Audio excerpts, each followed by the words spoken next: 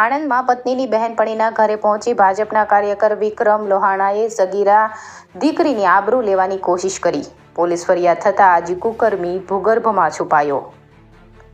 આણંદમાં 2 બાળકો સાથે રહેતી સિંગલ મધરની સગીર યુવતી ઉપર બહેનપણીના પતિ અને ભાજપના વગદાર કાર્યકર્તાએ મેલી નજર કરીને આબરૂ લૂંટવાની કોશિશ કરી હોવાનો કિસ્સો બહાર આવતા ચરોતર પંથકમાં ચકચાર મચી છે.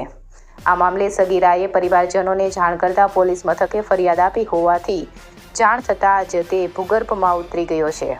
જોકે પોલીસે ગુનો નોંધી ધરપકડ માટે ચક્રો ગતિમાન કર્યા હતા.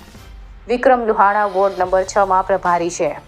આણંદની સંત કવર સોસાયટીમાં રહેતો વિક્રમ લુહાણા ભાજપનો કાર્યકર છે અને કિસાન મોરચામાં હોદ્દો ધરાવે છે.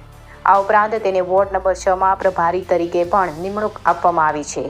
તે ભાજપના નેતાઓ સાથે ધરોબો ધરાવતો હોવાથી કેફમાં રાખીને ભગવતસિંહ સ્ટેચ્યુ વિસ્તારમાં રાજકીય રોફ મારતો હોવાની પણ ફરિયાદો ઉઠી રહી છે. આ ઘટના મામલે પણ રાજકીય રોફ બતાવી વિક્રમે ફરિયાદી માતાને પોલીસ ફરિયાદ ન કરવા ધાક ધમકીઓ આપી હોવાનું પણ જાણવા મળ્યું છે. ક્રાઇમ ચીફ અલ્પાબેન પટેલ સાથે બ્યુરો રિપોર્ટ અરવિંદ રાવલ, આણંદ.